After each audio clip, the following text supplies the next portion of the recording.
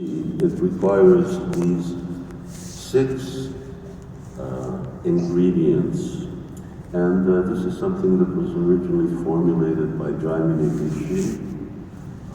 Yes, Jaimini Rishi in one sense sometimes is referred to as not a devotee, but obviously when you read Mahabharata and other you see that actually Jaimini Rishi is also a Vaishnava, also there in Bhaktivinoda Thakur speaks about it. So in his Sandarbha, Jiva Goswami also refers to this system and uses it himself. It was also quoted by Acharya in his commentary on Vedanta Sutra. The specific 6 points are like this: Upakramo prasamhara, abhyaso puravata palam, artavado papaticha, lingam tat paryate, parya nirya nae. Obviously, I do not know this verse.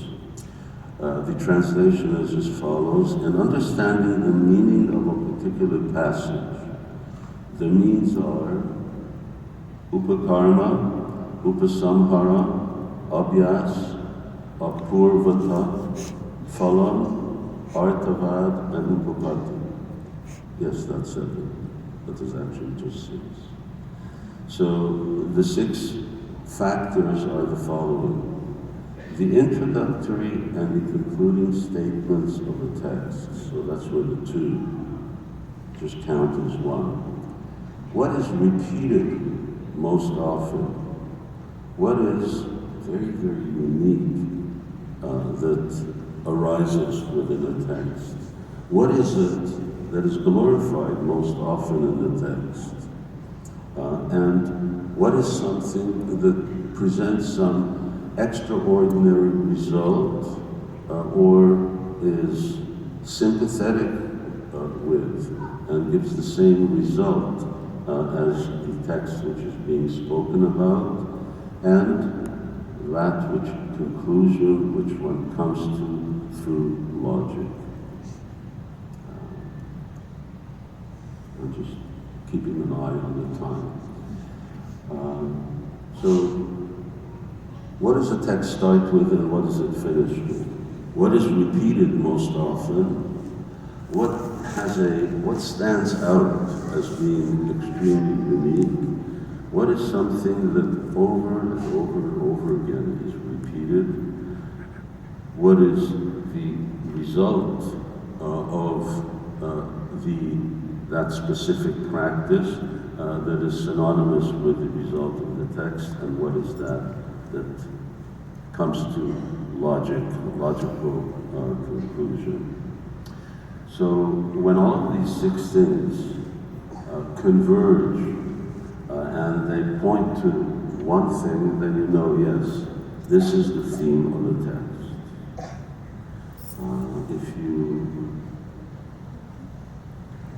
Bhagavatam, if you look at Jiva Goswami Sandarbha, then you'll see how he does this for showing that actually the theme of Srimad Bhagvatam, or a major theme, the primary theme, is to show that Krishna is the Supreme Personality of Godhead. And it does so with all of these 6 different factors. Here, we're also going to point out, or at least go through just a few verses that show and emphasize how these 6 points also converge and come to the same conclusion, that the sadhana which is employed by those who are followers of Bhagavad Dharma is chanting Krishna Varnam, Krishna Krishnam, Sango, Angashta Parshadam, Yagya Sankirtana, Janti, Sumedisa. Those who are Sumedisa, then they will Yagya Sankirtana prayer. They will do this Sankirtana. And Sankirtana is defined like this. Jiva Goswami says, some kirtan, when many devotees come together to do kirtan, that is considered to be sankirtana. Chanting earlier, chanting japa together, that is also counted as sankirtana. So, how would you know the Bhagavatam? Introductory and concluding statements. What is an introductory verse in Srimad Bhagvatam that talks about chanting the Lord's name? And we're limited, and we're just going to go. There are various verses, many verses, but the first verse of the Bhagavatam ends, Param Satyam Dhimari. Now let us all chant the glories of the Lord. Let us all meditate. If that isn't specific enough in the 14th verse, then Atma Sanskriti Gauram. So, living beings who are entangled in the complicated meshes of birth and death can be freed immediately by even unconsciously chanting the holy name of Krishna, which is feared by fear personified. So, after setting the scene and giving a preliminary introduction, then immediately what is the first thing that is being spoken about here? Chanting the holy name of Krishna, feared by fear personified. So devotees never need to be in a feared position. This is the beginning. And what's the end? Someone know the last verse of Srimad Bhagavatam? Who's that great person saying? Nama Sankirtanandasya. Lovely. Obviously, the end of the book is really telling you what it's about. I offer my respectful obeisances unto the Supreme Lord Hari. The congregational chanting of whose holy names destroys all sinful reactions, and the offering of obeisances unto whom relieves all material sufferings. Nama Sankirtanasya. So do you really need to go any further? It becomes very, very clear. It's ending with Nam Sankirtan. Now what is repeated? Go through, of course, you have to use folio, and if you just put on Nam Sankirtan or Nam, then you're going to get a lot of hits because Srila Prabhupada's talking about it so many times in his purports. But if you look at the verses themselves, over and over and over, the chanting of the Lord's names, whether it's the Prachetas, whether it's Narada Muni, whether it's Srila Vyasadeva, whether it's everywhere, practically speaking, in every chapter, in every canto of Srimad Bhagavatam, in every Leela, chanting of the holy name is emphasized. If not absolutely directly, then it becomes also implicit. So something's repeated. You know, when you keep repeating something over and over again, that means that this is what we're talking about. The third one, as I mentioned, is originality. I'm just going to quote one, and this is from the 8th canto. Makes a very unique statement, a very original statement when it comes to a Vedic scripture.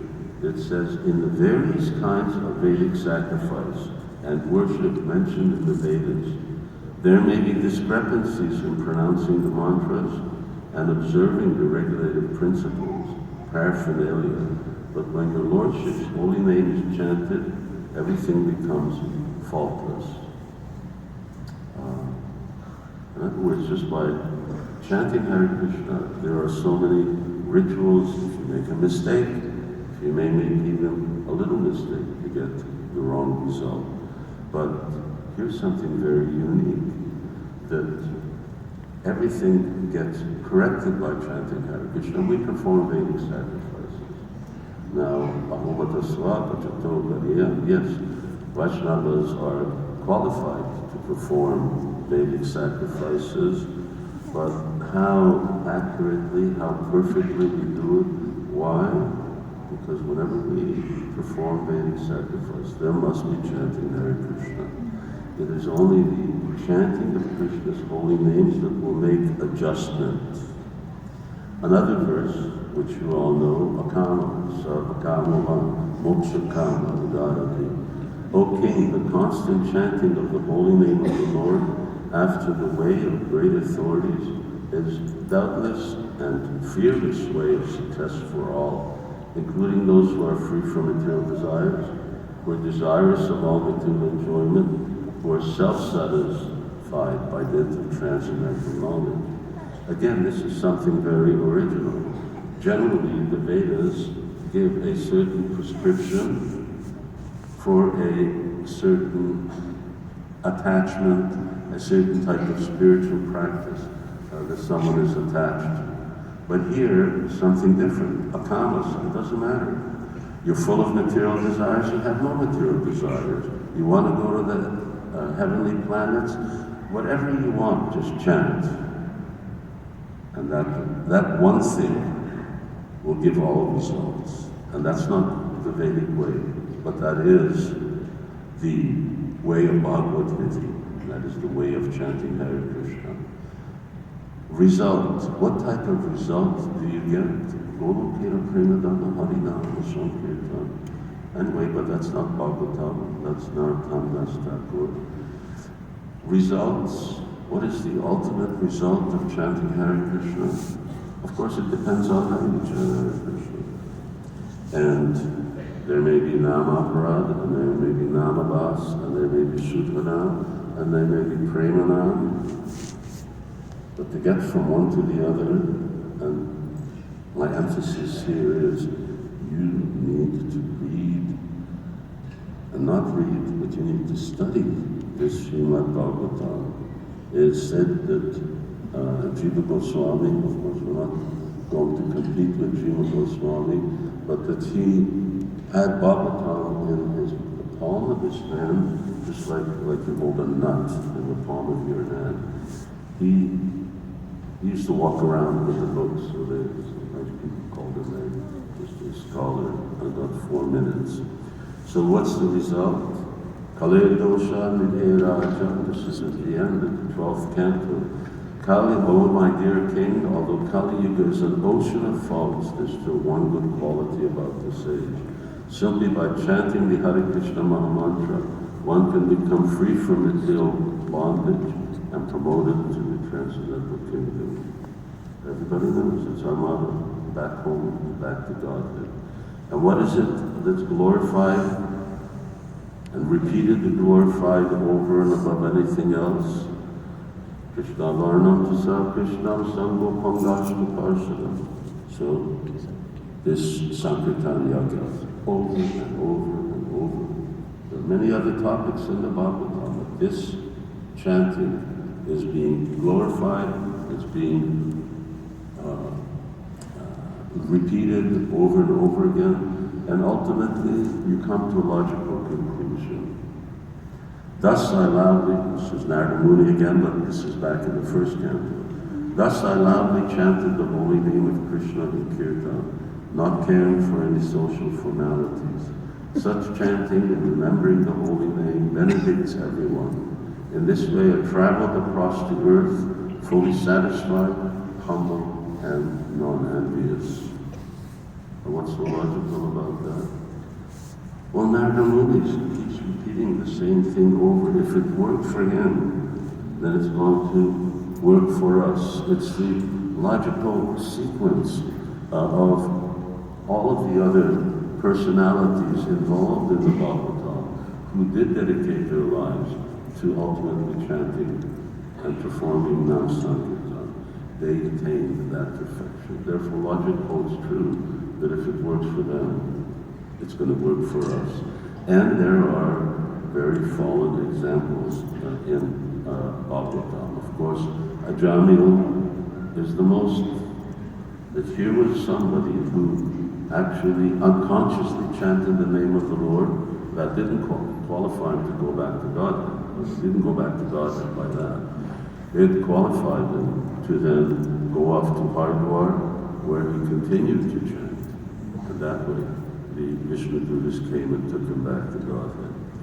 So, by this system, we see that Srimad Bhagvatam does converge on this conclusion. Harinama, Harinama, Harinama, Kevalam. That our business is nasti eva nasti, there is no other way. This is the focus of Bhagavatam in terms of what our sadhana is. But if you want to chant properly, you have to study the message of Bhagavatam. Because Bhagavatam doesn't just talk about the ends, it also talks about the means and the systematic consciousness, Krishna consciousness, that we have to cultivate in order to achieve that. 7:59, and the clock ticks now. I just want to thank you all very much, and I want to conclude on